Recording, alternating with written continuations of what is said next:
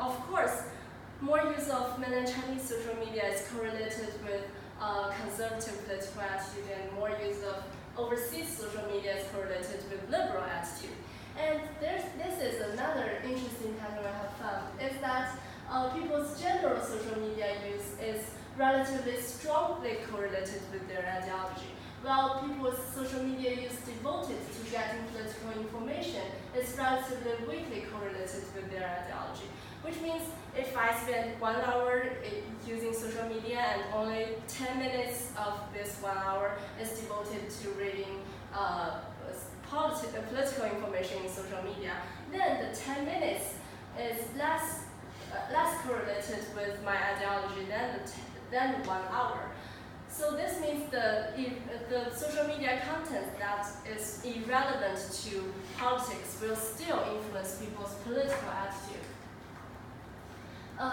So it may due to the use of maybe due to the overseas social media's influence on people's social and cultural ties. It may more use of overseas media, social media for general purpose may enhance our social and cultural ties to Hong Kong and may assimilate us and make us think in Hong Kong people's perspective and change our political attitude. And another possibility is the cultivation effect. This is Germany and Gross 1976 study. They proposed that besides influencing people's ideology or in their term worldview through direct preaching, or in our study the direct political information, social media or television in their study can gradually alter people's beliefs by implicit transmission of images and ideological messages. So inspired by this cultivation research, we also did a cultivation analysis of our results, and we found that we basically divided Chinese social media users into 3 categories. The first one is heavy users who use such social media for more than 3 hours per week, and light users, those who use such social media for less than 1 hour per day. Yes, per day is more than 3 hours per day. Yes, and we found that heavy users tend to hold more conservative general political attitude, and they tend to give more support for national unity, and they tend to give more support for national unity after coming to Hong Kong, and they tend to become more conservative in terms of their cultural value after coming to Hong Kong, compared with Latin users. Similarly, we divided overseas social media users into 3 categories, and we also found that heavy users hold more liberal political attitude compared to Latin users. So we can see that the more time people spend living in the social media world, the more their ideologies are assimilated by the mainstream ideology on the social media they use. So here is the relations between people's deliberate search and their ideology. We found that if for those who choose to search instead of ignore and insensitive news about mainland China, their political attitude is more conservative. And for those who choose to search for sensitive news about mainland China or news about Hong Kong, their political attitudes are more liberal compared to those who choose to ignore. Still, there are 2 possible reasons. The first one is the content influence ideology, which means more search for insensitive news about mainland China make you exposed to mainland Chinese public sphere, which is filled with nationalistic sentiment, etc., and it influences your ideology. The second possibility is still selective exposure. It's like for those who trust the government very much, they will not search for any sensitive news about the government because they are essentially conspiracies.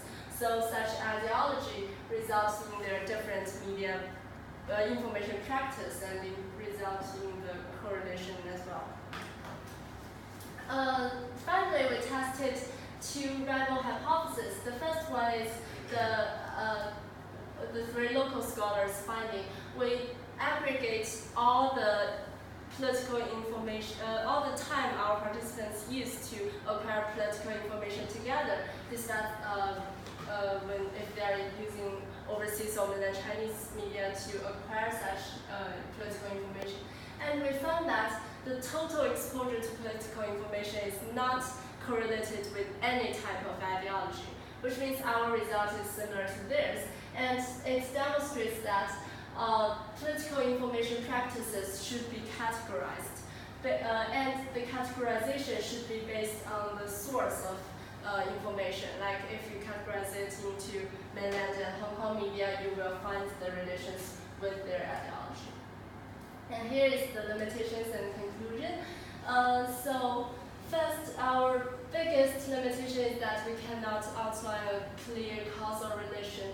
As you have seen from the previous demonstration, we are always confused about whether this is a result of media effect or a result of selective exposure. But as we incorporated people's political attitude change after coming to Hong Kong into our study, we can try to outline a clearer relation based on these facts and assumptions. So fact one, we know that few mainland Chinese have stable consumption of Hong Kong and overseas media before coming here due to the censorship. So in this way, we can get our first assumption that Hong Kong and overseas media use can be counted as our participants' information practice change after coming to Hong Kong. And we have the second fact. Most participants who reported a change towards the liberal side after coming to Hong Kong still hold conservative political attitude in general or towards Hong Kong specific issues. So the second assumption is that they are not likely to be drawn to Hong Kong and overseas information sources by their ideology, because their ideology is still conservative despite the change. So we can see that their ideology will not lead to their changing information practice. Then it can only be their information practice lead to the change in their ideology. So this is the but despite this effort, the causal relation, we still cannot see it firmly. And so I will introduce you to the reinforcing spiral model proposed by Slater in 2007. Basically, this is a combination of the selective exposure paradigm and the media effect paradigm. And they advocate for longitudinal study, where you can, by using longitudinal study, we can make sure the order of attitude change and information practice change, and then we can have a better idea of which influence which. So here is the conclusion. Our study provided a nuanced description of the political information practices of new mainland Chinese immigrants in Hong Kong, illustrating their transnational ties to both mainland Chinese and Hong Kong information environment. We also showed their ideological pattern, contributing to the current literature about Chinese people's ideology. And thirdly, we outlined the relations between their political information practices and ideology, demonstrating the importance to trace back the origin of information when studying immigrants especially, and highlighting Hong Kong sources' potential political localization effect on new mainland Chinese immigrants compared to overseas media. And future studies may investigate the constraints hindering immigrants from adapting to host country information environment, and they may use longitudinal study to outline the causal relations clearly.